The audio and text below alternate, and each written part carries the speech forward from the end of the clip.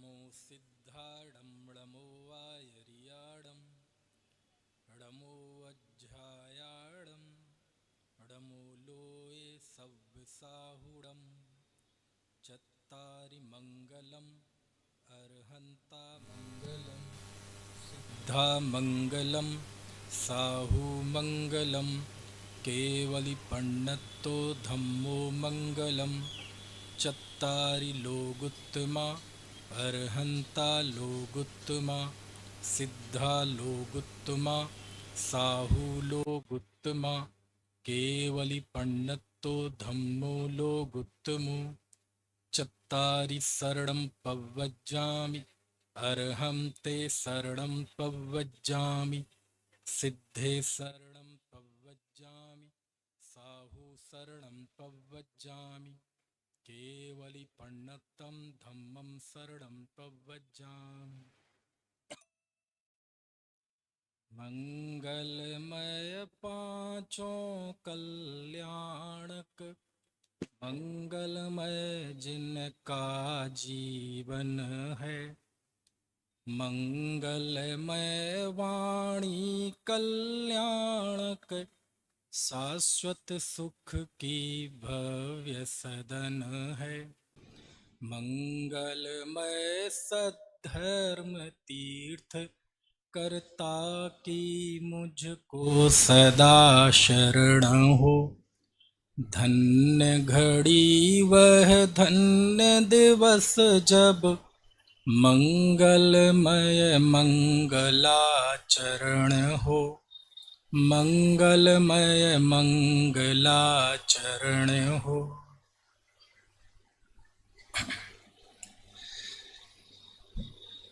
आगामी 10 से 15 नवंबर जो एक विशाल आदिनाथ दिगंबर जिन बिंब पंचकल्याणक प्रतिष्ठा महोत्सव यहाँ होगा,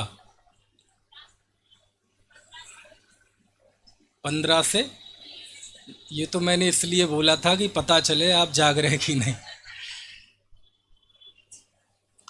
15 से 20 नवंबर को यहाँ इंद्रों के द्वारा अयोध्या नगरी की रचना होगी। उसी की पत्रिका के विमोचन के लिए हम आज यहाँ एकत्रित हुए हैं। महोत्सव का क्या नाम है? आदिनाथ जिन बिंब पंचकल्याणक। तो क्यों ना आज थोड़ी बात जिन बिंब पर कर ली जाए, क्योंकि आत्मार्थी धर्मात्मा जब आंखें बंद करता है तो उस जीव को अपना वैभव दिखता है, और जब आंख खोलता है तो पंच परमेष्ठी का वैभव दिखता है। बाकी तीसरी जगह तो रेगिस्तान है, ना वो देखने लायक है ना छूने लायक है। जब हम आचार्य कुंद कुंद भगवान के चरणों में जाते हैं प्रवचन सार, और उसमें पूछा कि हे आचार्य देव, मोह के क्षय का उपाय क्या है? क्या प्रश्न है? मोह के क्षय का उपाय क्या है? कैसे मोह का नाश होता है? तो प्रवचन सार में कुंद कुंद भगवान कहते हैं, जो जानदि अर्हंतम दब्बत गुणत पज्जयत तेहिम सो जानदि अपाणम मोहो खलु जादि तस्य लयम। क्या अर्थ है इस गाथा का? गाथा का अर्थ यह है कि जो अरहंत को द्रव्यपने गुणपने पर्यायपने जानता है वह अपनी आत्मा को जानता है, और जो आत्मा को जानता है उस जीव के बिल्कुल सुनिश्चित है कि उसके मोह का नाश होता है। यानी जिन बिंब से सीधा संबंध हमारा आत्मदर्शन से है, लेकिन हम आपके बीच में जिनवाणी के स्वाध्याय, जिनवाणी के पठन पाठन का जितना ज़्यादा चलन है, उत्साह है। क्या जिनेंद्र भगवान की प्रक्षाल, जिनेंद्र भगवान की पूजन, जिनेंद्र भगवान की भक्ति का क्या ऐसा उत्साह, क्या ऐसा जोश, क्या उसे हम एक उत्सव की तरह लेते हैं? मुझे लगता है नहीं लेते हैं। और जब ऐसा होता है तो मुझे ऐसा समझ में आता है कि कहीं ना कहीं जिन बिंब की क्षमता क्या है, जिन बिंब को कहीं ना कहीं हम अंडर एस्टिमेट कर देते हैं, क्योंकि ये जिन बिंब का पंचकल्याणक है। हम जब सुबह पूजन करते हैं तो हम कितनी आसानी से बोल जाते हैं, तुम बिन मैं व्याकुल भयो जैसे जल बिन मीन। क्या अर्थ है इसका? इसका अर्थ ये है कि हे भगवान, मैं आपके बिना ऐसा तड़फा हूँ जैसे जल से निकलकर मछली तड़फती है। मेरा प्रश्न आपसे है, क्या आपने मछली को तड़फते हुए देखा है? यदि आप मछली की तड़फन को देख लेंगे तो या तो ये पंक्ति बोलना बंद कर देंगे या फिर इसका अर्थ समझ में आ जाएगा। और ध्यान रखना, ये पंक्ति व्यक्ति भगवान के सामने हाथ जोड़कर बोल रहा है, यानी ये अनुभूति इस समय की नहीं है, क्योंकि इस समय तो आप हैं। ये तो उस समय की बात थी जब आप नहीं थे कि हे भगवान, मैं आपके बिना ऐसे तड़फा हूँ जैसे मछली तड़फती है। कितना आसान होता है ये सारी चीज़ें बोलना। हम स्तुति में बोलते हैं, मिट गयो तिमिर मिथ्यात्व मेरो, उदय रवि आतम भयो। सुना है कि नहीं? मुझे पता है गर्मी बहुत है, हो सकता है थोड़ी बहुत आकुलता भी हो रही हो, है, लेकिन उसका कोई इलाज नहीं है, वो सब होनहार प्रमाण होगा। अब तो आज थोड़ी जिन बिंब की बात सुनो, क्योंकि कम अवसर आते हैं ऐसी चर्चाओं के। यद्यपि मुझे पता है सामने समय सार विराजमान है और आप सब समय सार के रसिया हैं, और जिस तरह की ये सभा है, विद्वत समाज मेरे सामने बैठा है, उस हिसाब से मुझे समय सार की कोई गाथा, कर्ता कर्म अधिकार, सर्व शुद्ध ज्ञान अधिकार का कोई प्रसंग आपके बीच में बाँचना चाहिए। लेकिन फिर भी मैं आज जिन बिंब के गीत गाऊंगा, जिन बिंब का महत्व आपको बताऊंगा। यद्यपि ये सब बातें जोखिम पूर्ण है, लेकिन मेरी तो आदत है जोखिम लेने की। अब क्या है, यूपी में आ गया हूँ ना। क्या लिखते हैं, मिट गयो तिमिर मिथ्यात्व मेरो, उदय रवि आतम भयो, मोह और हरख ऐसो भयो, मनु रंक चिंता मणि लयो। कितना आसान है ये सब बोलना। क्या बोल रहे हैं हम इन पंक्तियों में? मिट गयो तिमिर मिथ्यात्व मेरो, उदय रवि आतम भयो, कि हे भगवान, आपके दर्शन से मेरे मिथ्यात्व के अंधकार का नाश हो गया और सम्यक ज्ञान रूपी सूर्य का उदय हो गया। मिट गयो तिमिर मिथ्यात्व मेरो, उदय रवि आतम भयो, मोह और हरख ऐसो भयो। और मेरे हृदय में ऐसा आनंद आया, ऐसा हर्ष हुआ, मनु रंक चिंतामणि लयो। जैसे किसी भिखारी को चिंतामणि रत्न मिल जाए, वो जैसा खुश होता है, ऐसा मैं आपके दर्शन प्राप्त करके खुश हुआ। कितना आसान है बोलना।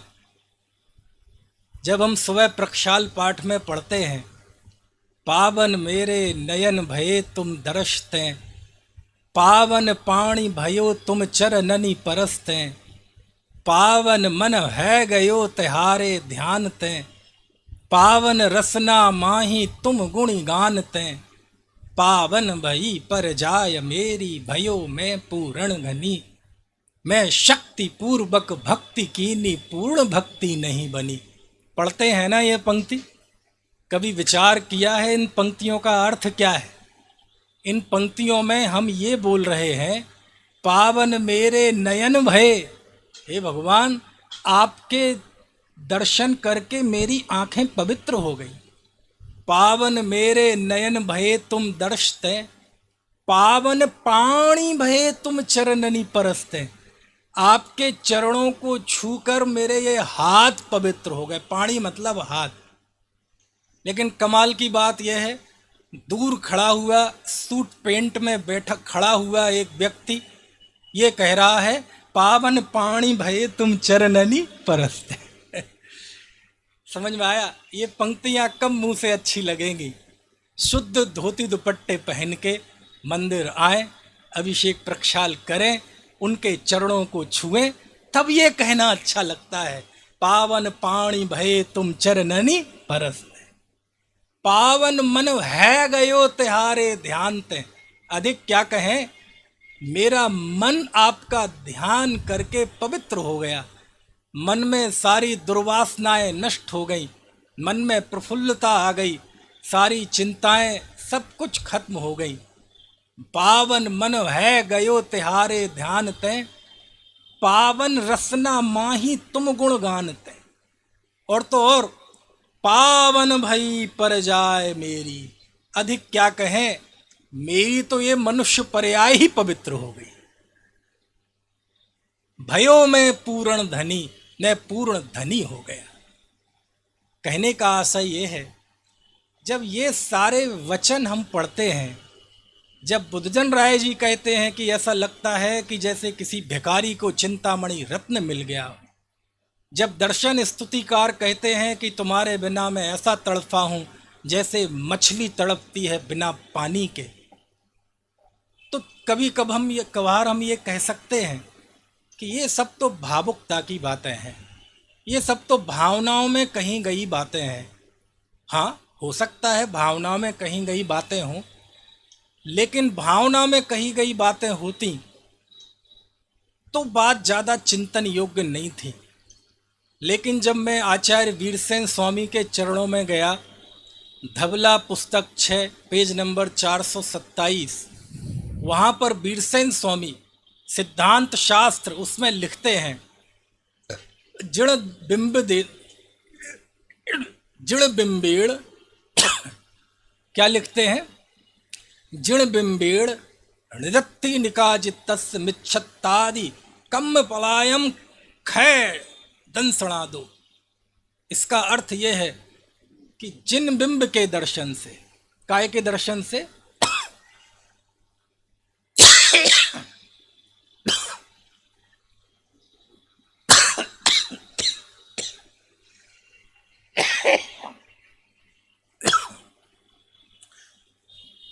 जिन बिंब के दर्शन से, काय के दर्शन से, जिन बिंब के दर्शन से मिथ्यात्व के निधत्ति निकाचित कर्म भी नाश को प्राप्त हो जाते हैं।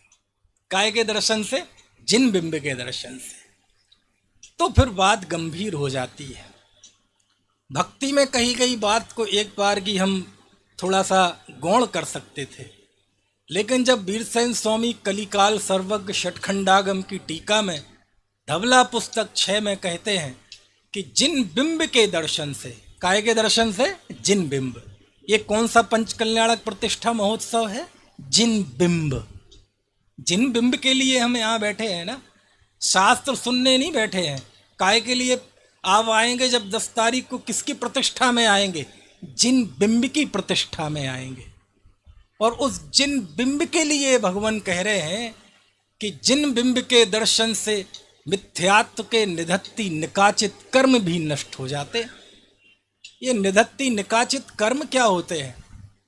निधत्ति कर्म वो कहलाते हैं जिन कर्मों में कोई संक्रमण नहीं होता और कोई उदीर्णा नहीं होती। और निकाचित कर्म वो कहलाते हैं जिन कर्मों में ना उत्कर्षण होता है, ना अपकर्षण होता है, ना उदीर्णा होती है, ना संक्रमण होता है।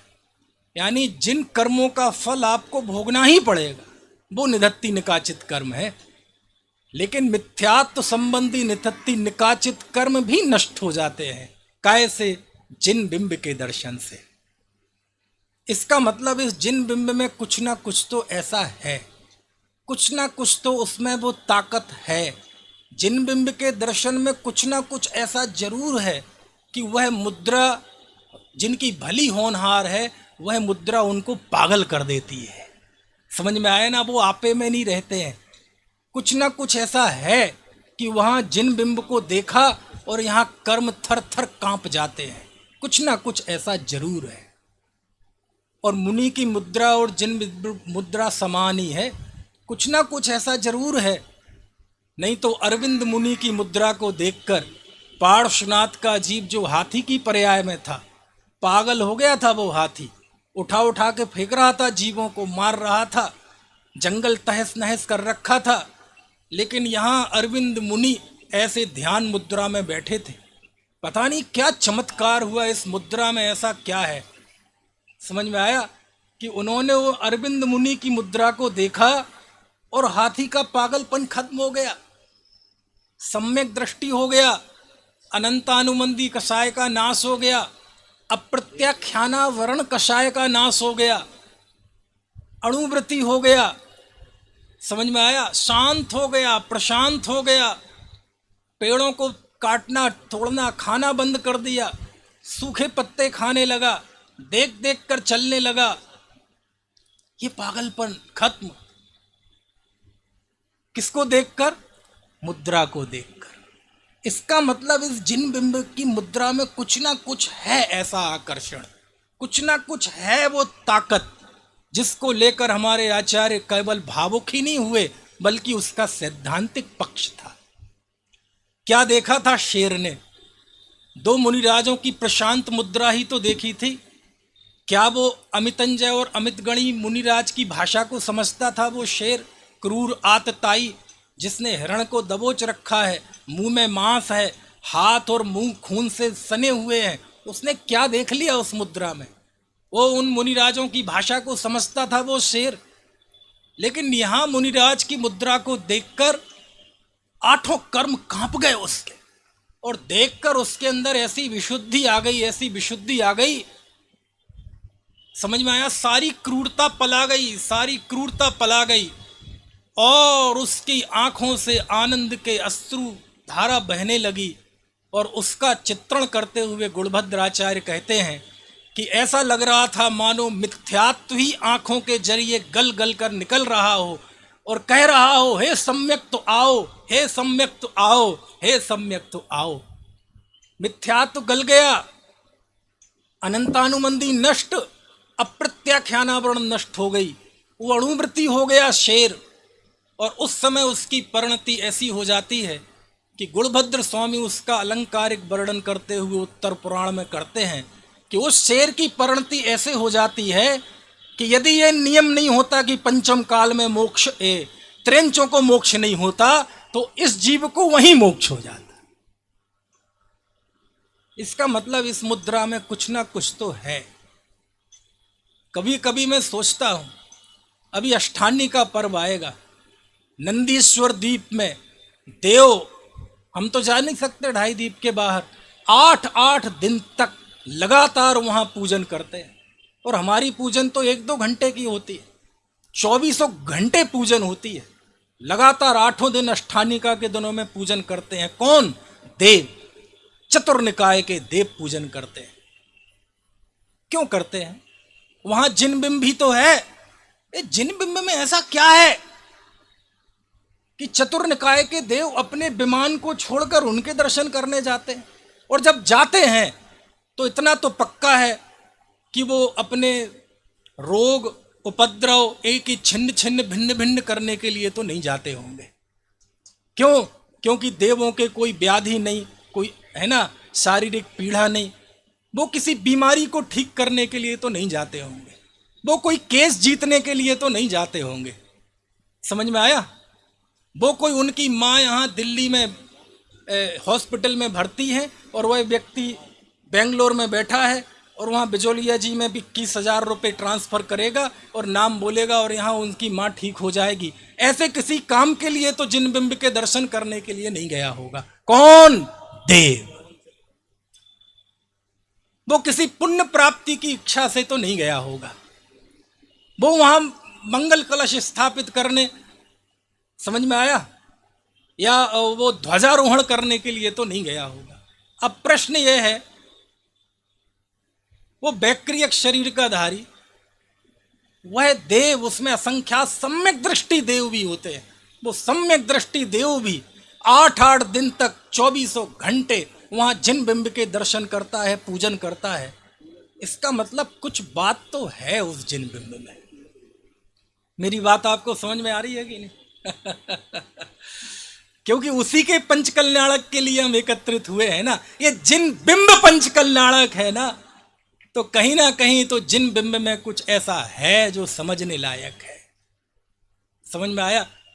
तब जाकर कुंद कुंद देव लिखते हैं, जो जिन अरहंत के द्रव्य गुण पर्याय को जानता है वह आत्मा को जानता है और उसके मोह का नाश होता है। मोह का नाश आत्मा को जानने से ही होगा, लेकिन उसका बाह में आलम्बन कौन बनेगा? जिनेंद्र देव बनेंगे, जिन बिंब बनेगा। समझ में आ रही है बात की नहीं है? हम जब जब स्वाध्याय और जिनेंद्र दर्शन की तुलना करते हैं तो आमतौर पर आपने सुना होगा कि जब हम सब भगवान को सुनाते हैं तो उसे पूजन कहते हैं, और जब हम सब भगवान की सुनते हैं तो उसे स्वाध्याय कहते हैं। ये तो आपने सुना होगा, और उस दृष्टि से वो बात सही भी है, उसमें कोई गलती नहीं है। लेकिन आज मैं आपको जिन बिंब का एक वो स्वरूप सामने रखना चाहता हूँ जो सच में यदि उसको समझे बिना आप पंचकल्याणक में शामिल होंगे तो आपको पंचकल्याणक की महिमा नहीं आएगी। क्योंकि पंचकल्याणक मतलब दृष्टि बदलने का उत्सव। जो पत्थर के भगवान जयपुर से आए हैं, आज तक वो पत्थर के थे, आज तक वो मूर्ति थी, स्टैचू थे, और पंचकल्याणक हुआ और हमें उनमें भगवान दिखने लगे। तो पंचकल्याणक प्रतिष्ठा महोत्सव मतलब दृष्टि परिवर्तन का उत्सव। लेकिन पता तो चले वो जिन बिंब है क्या चीज। जब सोनगढ़ में पंचकल्याणक हुआ, होने के पहले जब जयपुर से भगवान पहुंचे तो अप्रतिष्ठित भगवान सामने रखे, अभी प्रतिष्ठित नहीं हुए, और गुरुदेव श्री उन अप्रतिष्ठित भगवान के सामने घंटों बैठे रहते थे। ओहो, क्योंकि उसके पहले उन्होंने देखा नहीं था। आहा, बोले देखो आज जिन मुद्रा है, ये जिन बिंब है, ये भगवान है, ये उनकी शांत मुद्रा है। और उस समय उनकी हालत ऐसी हो जाती थी, बच्चों जैसे मचलने लगते थे गुरुदेव। वहाँ काम करने वाले, पत्थर का काम करने वाले हैं, कर्मचारी हैं, जो जिनका कोई जैन धर्म से संबंध नहीं, उनको बुला बुला कर कहते थे, तमें खबर छे जिन मुद्रा शू थाय छे, केवी थाय छे, हैं? जिन भगवान कैसे होते हैं तुम्हें पता है? इधर आओ, इधर आओ, ये देखो, ये भगवान होते हैं, ये जिन मुद्रा होती है। ऐसे बच्चों जैसे मचल जाते थे। कुछ ना कुछ तो है उसमें ताकत। तो आज हम तुलना करते हैं, क्योंकि जिन बिंब की बात है। श्रुत पंचमी होती तो मैं जिनवाणी का महत्व बताता, समझ में? आज हम तुलना करते हैं जरा कि जिन बिंब में और जिनवाणी के स्वाध्याय में क्या फर्क है। स्वाध्याय की महिमा हमारे यहाँ जितनी है होनी चाहिए, पढ़ें पढ़ाएं, इससे बढ़िया तो कोई काम है नहीं। विद्यालय खुलें, विद्वान बने, वो गांव गांव जाकर पढ़ाएं, इससे महान कोई काम नहीं है। लेकिन जैसा जिनवाणी का स्वाध्याय पठन पाठन महान काम है, ये जिन बिंब का दर्शन, उसका प्रक्षाल पूजन भी उससे कोई महान महान काम नहीं है। इसके लिए मैं ये बात कर रहा हूँ। आपके सामने एक जिनवाणी है और एक तरफ जिन बिंब है। करें थोड़ी देर के लिए तुलना, क्योंकि वो पत्रिका का लेखन तो होगा ही, उसके पहले थोड़ी देर की तत्व चर्चा हो जाए। वो तत्व चर्चा में थोड़ा करें, हम अभ्यास करें दोनों में क्या अंतर है। अपना तो काम ही ये है, कोई भी चीज़ दो सामने आई और उसमें तुलना करने लगना। समझ में आया ना? खाने में भी इसमें मिर्ची कम है, इसमें नमक कम है, वहाँ का नाश्ता अच्छा था, यहाँ का नाश्ता तो करें थोड़ा, वहाँ तो दिमाग लगाते हैं, थोड़ा यहाँ भी लगाएं। देखो जरा, एक तरफ जिन बिंब है और एक तरफ ये शास्त्र है, दोनों महान हैं। क्योंकि कुंद कुंद देव से कहा मोह का क्षय का उपाय बताओ, तो 80वीं गाथा में वो बताते हैं कि अरहंत के द्रव्य गुण पर्याय से आत्मा को जानना ये मोह के क्षय का उपाय है। फिर आगे 86वीं गाथा में मोह का दूसरा उपाय बताते हैं। वो क्या बताते हैं? तत्वार्थ को जो जानते प्रत्यक्ष या जिन शास्त्र से, दृग मोह क्षय हो इसलिए स्वाध्याय करना चाहिए। दोनों ही मोह क्षय के उपाय हैं। जिनेंद्र मुद्रा को देखकर आत्मा को जानना और जिन श्रुत से आत्मा को जानना। मोह का क्षय आत्मा को जानने से ही होगा। तो जिन श्रुत से कैसे तत्वोपदेश होता है इसके हम तो अभ्यस्त हैं। आज हम बात कर रहे हैं जिन बिंब की। थोड़ी करते हैं तुलना। अच्छा बताओ, शास्त्र कौन पढ़ सकता है? संभव कहाँ है? संभव। अच्छा, शास्त्र कौन पढ़ता है? नारकी पढ़ते हैं, देव पढ़ते हैं, पशु पढ़ते हैं? कौन पढ़ता है? केवल मनुष्य पढ़ते हैं। लेकिन जिन बिंब का दर्शन पशु भी करता है। आप समझे, जिन बिंब की सार्वभौमिकता, उसकी व्यापकता, शास्त्र पढ़कर सम्यक दृष्टि होने वाले उंगलियों पर हैं और जिन बिंब को देखकर सम्यक दृष्टि होने वाले असंख्यातों हैं। समझ में आया? बोलो, शास्त्र पढ़ने के लिए मनुष्य होना पड़ेगा, लेकिन जिन बिंब का दर्शन पशु भी कर सकता है। जिन मुद्रा के दर्शन से पार्श्वनाथ का जीव सम्यक दृष्टि हुआ, जिन मुद्रा को देखकर महावीर का जीव सम्यक दृष्टि हुआ। अगला, मनुष्यों में भी सब मनुष्य नहीं पढ़ सकते शास्त्र। कौन पढ़ सकता है? पढ़ा लिखा होना चाहिए, उसको संस्कृत प्राकृत का अभ्यास होना चाहिए, भाषा का ज्ञान होना चाहिए, स्कूल कॉलेजों में वो ट्रेंड होना चाहिए, तब जाके वह शास्त्रों को समझ सकता है, पढ़ सकता है। अच्छा, जिन बिंब को पढ़ना हो तो क्या चाहिए? कितने स्कूल चाहिए, कितने कॉलेज चाहिए? संस्कृत का ज्ञान चाहिए, प्राकृत का ज्ञान चाहिए, अपभ्रंश का ज्ञान चाहिए, अनुवाद चाहिए, हरिगीत चाहिए, दोहा चाहिए, श्लोक चाहिए, सोरठा चाहिए, छेढ़ाला चाहिए। क्या चाहिए? कौन सी भाषा का ज्ञान चाहिए? ये वो तत्वोपदेश है जिसमें किसी भाषा के ज्ञान की जरूरत नहीं है, किसी शास्त्री की, किसी आचार्य की, किसी इंटर की, किसी कॉलेज यूनिवर्सिटी में जाने की जरूरत नहीं है। जिन बिंब के दर्शन से एक पशु भी सम्यक दृष्टि हो सकता है। अब आपको इसकी सर्वग्राह्यता समझ में आई, सर्वव्यापकता समझ में आई। ऐसे ही लिख दिया, तुम बिन में व्याकुल भयो जैसे जल बिन मीन। ऐसे ही लिख दिया, प्रभु पतित पावन में अपावन चरण आयो शरण जी। ऐसे ही लिख दिया। वो देवता लोग में थोड़ा दिमाग कम होगा, स्थूल बुद्धि होंगे, 8-8 दिन तक नाचते रहते हैं भक्ति में, जबकि उनका कोई रोग भी नहीं है, शोक भी नहीं है। कुछ बात समझ में आ रही कि नहीं? जिन बिंब के लिए कोई बाहर में भाषा आदि का ज्ञान नहीं चाहिए। और तीसरी बात, अच्छा बताओ, शास्त्र जब हम पढ़ते हैं तो शास्त्र में निश्चय है, व्यवहार है, द्रव्यार्थिक है, पर्यायार्थिक है, नैगम है, संग्रह है, व्यवहार है, ऋजुसूत्र है, शब्द है, समविरूढ़ है, एवं भूत है, नय है, प्रमाण है। आप जिन बिंब के पास जाओ, जिन बिंब में कौन सा निश्चय व्यवहार है? कोई निश्चय व्यवहार नहीं है। क्यों? जिन बिंब हमसे कह क्या रहा है? जिनेंद्र भगवान की ये मुद्रा है, दोनों पैर जुड़े हुए हैं, हाथ पे हाथ रखे हुए हैं, आंखें बंद हैं, नासाग्र दृष्टि है। ये जो उनकी मुद्रा है, ये मुद्रा आपसे क्या कह रही है?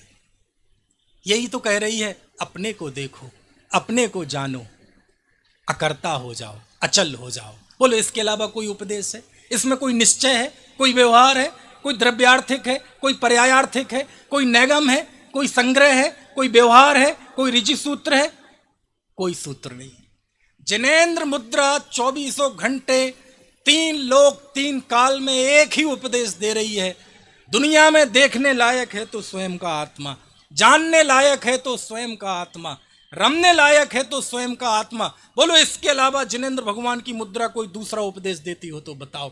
कोई किंतु नहीं, कोई परंतु नहीं, कोई इफ नहीं, कोई वट नहीं, कोई अगर नहीं, कोई मगर नहीं, कोई अथ नहीं, कोई इति नहीं। जिनेंद्र भगवान पूरी जिनवाणी में स्यात् पद है, हर वाक्य में स्यात् पद है, लेकिन जिन मुद्रा जो उपदेश देती है उसमें कहीं कोई स्यात् पद नहीं है। कुछ बात समझ में आ रही कि नहीं है?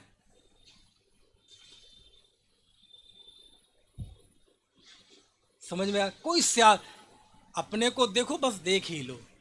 जिनेंद्र भगवान कहते हैं आप अपने अकर्ता स्वभाव में चले जाओ, बस चले ही जाओ, इसका कोई शॉर्टकट नहीं है।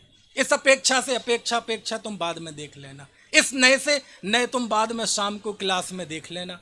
जिनेंद्र की मुद्रा जो कह रही है वो कंप्लीट है, उसमें कोई इफ बट किंतु परंतु नहीं है, कोई अगर मगर नहीं है। कुछ बात समझ में आ रही कि नहीं? वो कह रही आत्मा में जाओ, वही देखने लायक है। तो है किस अपेक्षा से? कोई अपेक्षा से नहीं है। किस नए से? कोई नए से नहीं है। अच्छा, पात्र भेद करता है शास्त्र, पात्र भेद करेगा। ये श्राप का चार है, ये शर्मणाचार है। इसमें मुनियों का आचरण गर्वित है लिखा हुआ है, इसमें श्रापकों का आचरण लिखा हुआ है। समझ में आया?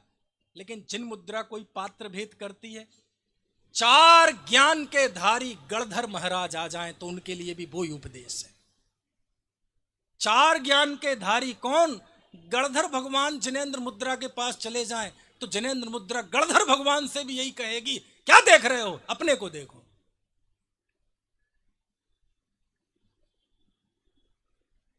और एक चूहा, बिल्ली, चिड़िया भी चली जाए तो उसके लिए भी जिनेंद्र मुद्रा क्या कह रही है? अब मेरी ओर क्या देखती है, अपनी ओर देख। बोलो, कोई पात्र भेद है? कोई श्रावक मुनि का भेद करती है जिनबिंब? कोई मुनि। अच्छा, काल भेद करती है जिनबिंब? कोई काल भेद नहीं है। पंचम काल के जिनबिंब कोई अलग उपदेश देते होंगे, चौथे काल के जिनबिंब कोई अलग उपदेश देते होंगे। नहीं नहीं नहीं नहीं, कोई काल भेद नहीं है। वो अकृत्रिम जिन प्रतिमाएं, जैसे भगवान आत्मा अनादि अनंत आलंबन है, ऐसी भगवान आत्मा की साक्षात। समझ में आया? और बताऊं? जिन वाणी पढ़कर आभास खड़े हो सकते हैं। निश्चयाभासी कोई अखबार पढ़ के नहीं हुआ, व्यवहाराभासी कोई अखबार पढ़ के नहीं हुआ, उभयाभासी कोई अखबार पढ़ के नहीं हुआ। निश्चयाभासी जिनवाणी पढ़कर हुआ, व्यवहाराभासी जिनवाणी पढ़कर हुआ, उभयाभासी जिनवाणी पढ़कर हुआ।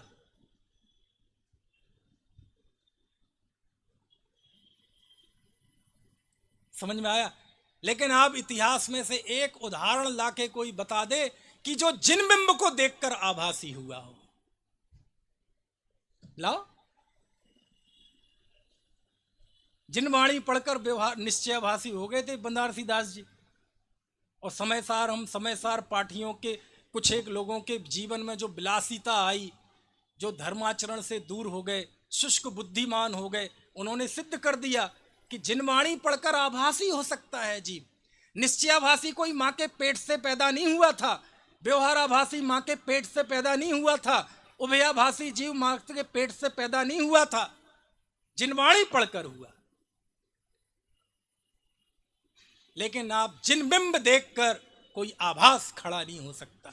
जिनबिंब को देखकर कोई निश्चयाभासी नहीं हो सकता, कोई व्यवहाराभासी नहीं हो सकता, कोई उभयाभासी नहीं हो सकता। क्यों? जिनबिंब जो उपदेश देती है वो कंप्लीट है, उसमें कोई अगर मगर किंतु परंतु नहीं है। आप जिनेंद्र, इसलिए वो भजन बनाए बहुत बढ़िया। कौन सा? निरखो अंग अंग जिनवर के, जिनसे झल के शांति अपा। अच्छा, एक प्रश्न इस बीच से आपसे ईमानदारी से पूछ लूं। अच्छा, ये जो बातें चल रही हैं आपको समझ में आ रही हैं कि नहीं आ रही है? ये निश्चयाभासी व्यवहाराभासी मैं कौन से स्टेशन से बात कर रहा हूं, ये आपको समझ में आ रहा है कि नहीं? वो पुराने ज़माने के रेडियो की तरह तो नहीं हो रहा? रखा हुआ है, रखे ही रखे पता चले फिल्मी गाना आ रहा है और रखे ही रखे स्टेशन बदल जाए और गोबर से खाद बनाने की विधि आने लगे। ऐसा तो नहीं हो रहा ना? ये निश्चयाभासी व्यवहाराभासी कौन सी स्टेशन से मैं बोल रहा हूँ, कहाँ से बोल रहा हूँ, आप समझ रहे हैं ना? बहुत गंभीर बातें हैं दरअसल। लेकिन अब बिंब का ये भी कोई स्वरूप है, जिनबिंब की ये भी कोई ताकत है, जिनबिंब में ऐसा भी कुछ जादू ही है कि जिसको देखकर पागल हो जाते हैं देवता लोग। पशु भी अपनी पशुता छोड़ देता है। कुछ ना कुछ तो ऐसा है इसमें। ये है जो मैं बता रहा हूं आपको। कुछ बात समझ आ रही कि नहीं है? निरखो अंग अंग जिनवर के, जिनसे झलक है इसका। हे भगवान, आपके अंग अंग को जब मैं देखता हूं तो उन अंगों से शांति टपक रही है। कैसी शांति टपक रही है? आपकी मुद्रा हमें संदेश देती है। क्या संदेश देती है? चरण कमल जिनवर कहें, घूमा सब संसार, पर दुखमय गति चार में, निज आत्म तत्व ही सार। याते पद्मासन विराजे, जिनवर झलके शांति अपार। क्या अर्थ है इसका? हे भगवान, आपके चरण हमें ये संदेश देते हैं कि आपने इन पैरों से सारी दुनिया को घूमा, लेकिन जब लगा कहीं सुख नहीं है तो आपने चलना बंद कर दिया और अपने आत्म स्वरूप में अचल हो गए। बोलो, इसके अलावा और कोई दूसरा उपदेश हो तो बताओ। कोई इफ नहीं, नहीं वो 4 गतियों में मनुष्य गति तो अच्छी, ये तुम शास्त्र में पढ़ते रहे ना, आपस में चर्चा करते रहे ना। जिन बिंब ये किंतु परंतु अगर मगर कुछ नहीं कहते। जिन मुद्रा तो यही कहती है कि बस चारों गतियां घूमने लायक नहीं है, आत्म स्वरूप ही अचल है। कौन से नए से? वो अभ्यास करते रहना। अभी जो जिन बिंब कह रहा है उसमें ज्यादा अक्कल मत लगाओ। समझ में आया? लोचन द्वय जिनवर कहें, देखा सब संसार, पर दुखमय गति चार में, ध्रुव आत्म तत्व ही सार। याते नासा दृष्टि विराजे, जिनवर झलके शांति अपार। हे भगवान, आपकी आंख देखा, कण कण देखा, स्वर्ग नरक सब देखा, लेकिन जब कहीं सुख नजर नहीं आया तो आंखें बंद कर ली और अपने अंदर में चले गए। कोई इफ, कोई बट, कोई किंतु, कोई परंतु, कोई अगर, कोई मगर, कोई निश्चय, कोई व्यवहार, कोई द्रव्यार्थिक, कोई पर्यायार्थिक, कोई सद्भूत, कोई असद्भूत, कोई प्रथमानियोग, कोई करणानियोग, कोई चरणानियोग, कोई द्रव्यानियोग है। इसमें सब है, लेकिन सबका एक ही है। क्या? अपने को देखो। ये जिन बिंब की ताकत है। समझ में आया?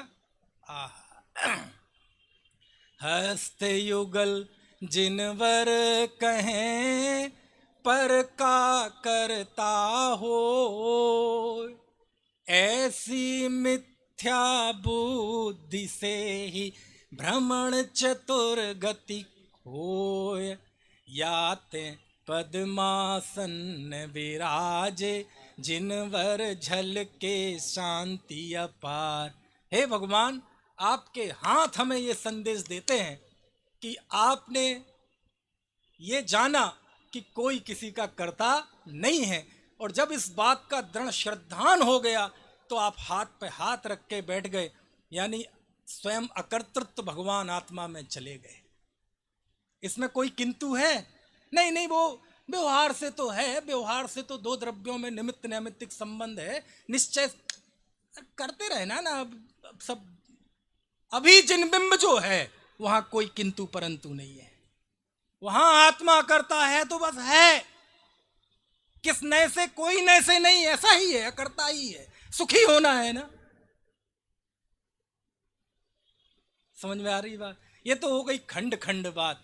और फिर जिन बिंब की अखंड मुद्रा, अंतर्मुख मुद्रा अहो, आत्म तत्व दर्शाय। जिन दर्शन कर निज दर्शन पा, सतगुरु वचन सुहाय। याते अंतर दृष्टि विराजे, जिनवर झलके शांति अपार। निरखो अंग अंग जिनवर के, जिनसे झलके शांति अपार। हे भगवान, आपकी पूरी अंतर्मुख मुद्रा हमें ये संदेश देती है कि देखने लायक यदि कोई है तो मैं ही हूँ। श्रद्धा करने लायक कोई है तो मैं ही हूँ, जानने लायक कोई है तो मैं ही हूँ, चखने लायक कोई है तो मैं ही हूँ। यही कारण है कि पाहुड़ दोहा में मुनि राम सिंह करते हैं कि हे भगवान, जब तक मैंने स्वयं को नहीं जाना था, नहीं देखा था, तब तक ये लगता था कि मैं दुनिया को देखूं, दुनिया को जानूं, दुनिया को चखूं। अब जब स्वयं को स्वरूप देख लिया, चख लिया, तो अब कोई देखने लायक, चखने लायक लगता ही नहीं है। इसका नाम है जिन बिंब। कुछ बात समझ में आ रही कि नहीं है? क्या करें, हम तो इतने रूखे हो गए, इतने रुक्ष हो गए। दूसरे मंदिरों में जाते हैं ना अजित प्रसाद जी, तो शांति धारा के नाम पे लाइन लग रही है, भीड़ लग रही है, धक्का मुक्की हो रही है। सुबह जाओ मंदिर में, दर्शन करने के लिए ढंग से जगह नहीं, तो वो देख के खुशी होती है, खुशी होती है। लेकिन उस बात को जानकर कष्ट भी होता है कि उसके पीछे जो मान्यता जुड़ी हुई है। हमारे मंदिरों में आओ तो देखा दर्शन करने वाले नहीं, पूजन करने वाले नहीं, प्रक्षाल करने वाले नहीं। मान्यता सही है, लेकिन ये सीन देख के कष्ट होता है। दोनों ही जगह अफसोसजनक बातें हैं, समझ में आए ना? गाँव जाओ, लोग करोड़ों करोड़ों के मंदिर बनवा देते हैं, और सुबह जाओ तो प्रक्षाल करने के लिए 2 आदमी, पूजन करने के लिए 4 आदमी। वो बात अलग है, स्वाध्याय में 100 लोग हो जाएं। समझ में आया? और जब ये सारी स्थिति देखते हैं तो कष्ट होता है। घर बना लिया है, प्रतिमाएं जी काली पड़ रही हैं, दीवारें काली पड़ रही हैं, तब देखकर कष्ट होता है।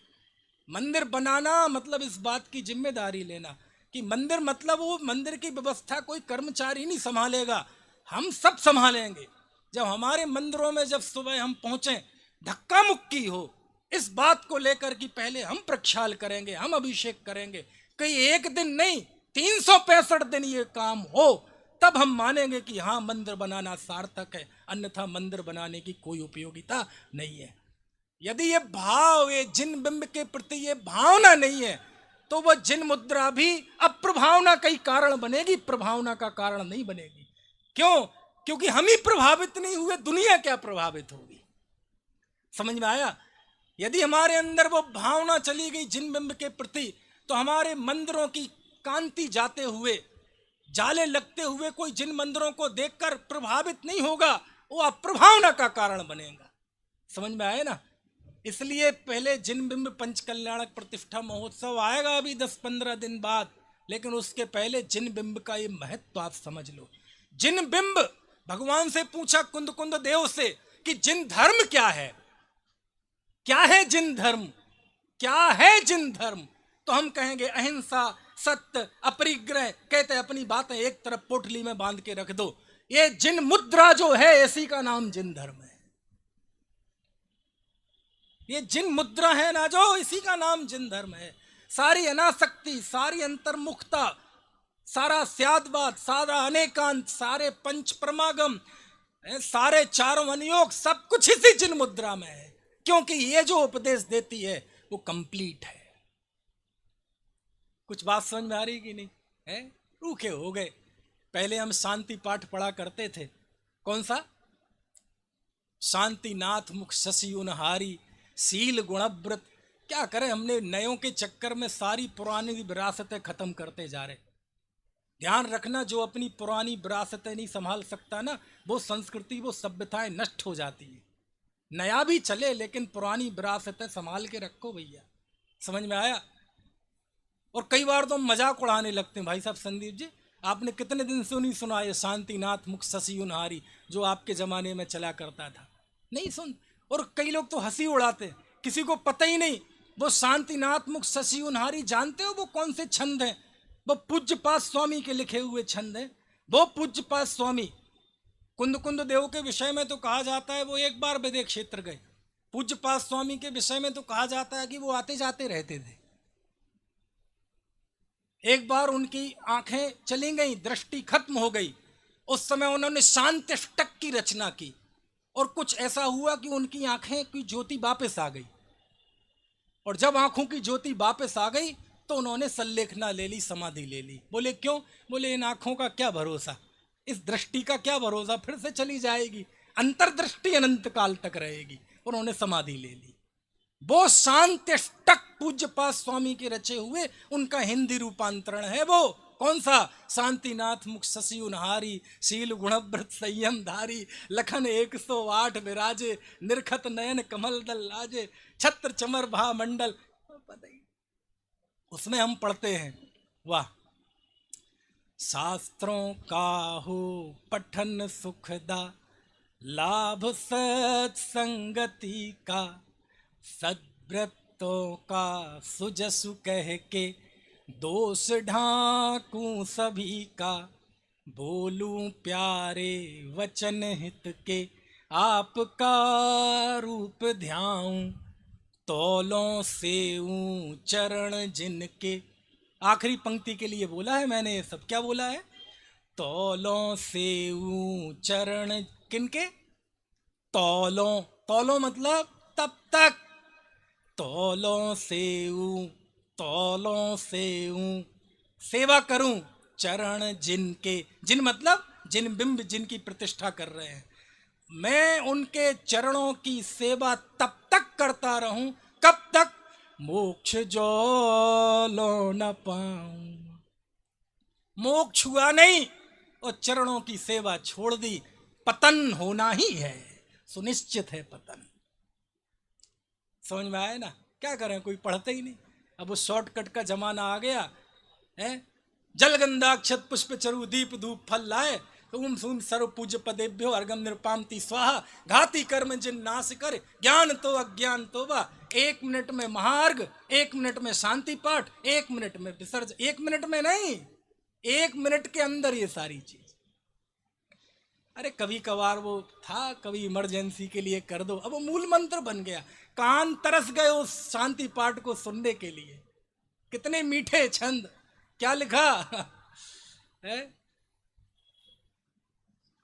तौलों सेऊं चरण जिनके, मोक्ष जो लो न पाऊं। क्या करे, इतने रुक्ष हो गए, बुद्धि पक्ष इतना हावी हो गया कि हृदय पक्ष चला गया। बुद्धि पक्ष इतना हावी हो गया कि जिन धर्मी को जो भाव पक्ष था वो चला गया। साधक की साधना 2 पटरियों पर चलती है, एक बुद्धि की पटरी है, एक हृदय की पटरी है। समझ में आए ना? एक हृदय की पटरी है जहां भगवान के जिन बिंब को देखकर हृदय ऐसा उछलता है, उनकी कल्पना से उछलता है। एक ज्ञान की पटरी है कि जब वो सामायिक में जाता है, मैं ही हूं, मेरा अस्तित्व है, मैं प्रभु हूं, मैं सिद्ध हूं, मैं शुद्ध हूं, ऐसा आत्मिक आनंद, अपना स्वरूप, अपने अस्तित्व का दर्शन, जहां मैं ही हूं और दुनिया का परमाणु मात्र भी दिखाई नहीं देता, और ये आंखें खुली, हे भगवान आप ही हैं। कुछ बात समझ आई ना? भगवान को देखकर लघुता और स्वयं को देखकर प्रभुता। ये प्रभुता और लघुता यही साधना है, और दोनों जगह कोई किंतु परंतु अगर मगर नहीं है। सारे किंतु परंतु अगर मगर न शास्त्र अभ्यास में है, साधना में कोई स्यात नहीं है, कोई अगर मगर नहीं है। जब वो व्यक्ति सामायिक में जाके बैठता है, अपने स्वरूप का ध्यान करता है, तो मैं निश्चय नए से मैं एक हूं, निश्चय नए से मैं शुद्ध हूं, ऐसे जाएगा। ऐसे होगी सामायिक, ऐसे होगा स्वरूप का अवलंबन। समझ में आए ना? मैं हूं, कौन से नए से? अरे नए नहीं, मैं हूं। इस पे अरे छोड़ो एक बार को अपेक्षा। ना तो निश्चय साधना स्यात से होती है और ना व्यवहार साधना होती है। व्यवहार साधना मतलब आंख खुली, अब आपको पानी छानना है, किचन में जाके भोजन बनाना है, शुद्ध आहार बनाना है, तो वहां किंतु परंतु लगाएंगे। पानी छान लेता हूं, पता नहीं जीव बचेंगे कि नहीं बचेंगे, नहीं बचे तो अरे नहीं भाई, मैं इतना चर रूप प्रवृत्ति करूंगा तो ही इनकी दया होगी। वहां कोई किंतु परंतु नहीं है, और यहां स्वरूप में गए वहां भी किंतु परंतु नहीं है। साधना में कोई किंतु परंतु नहीं है, कोई निश्चय व्यवहार नहीं है। समझ में आ रही बात की नहीं? ना निश्चय साधना में और ना व्यवहार साधना में। ये जिन बिंब की ताकत है। समझ में? जिन बिंब मतलब कंप्लीट, परफेक्ट, एक्यूरेसी के साथ, कोई उसमें लचीलापन नहीं, कोई स्याद नहीं, कोई अपेक्षा नहीं, कोई स्यादस्ती नास्ती नहीं, जहां सातों भंग मिलकर समझ गौण हो जाएं और जहां केवल एक शुद्ध बुद्ध आत्म तत्व प्रकाशित हो, उस आत्मा का उपदेश देने वाली वो जिन मुद्रा है, ये उसमें पागल करने की ताकत है। समझ में आया? चलो, ये तो हरि अनंत, हरि कथा अनंता है, ये तो चलती रहेगी। मेरे समझ से समय हो गया है। कहने का आशय ये है कि पंच कल्याणक के पहले जिन मुद्रा की ये महिमा, जिन बिंब की ये ताकत हमें पता होनी चाहिए कि हम किनका पंच कल्याणक कर रहे हैं, उनके प्रति भक्ति, उनका सही स्वरूप हमारे समझ में आए, ऐसी भावना के साथ अभी की बात समाप्त करता हूँ। सभी को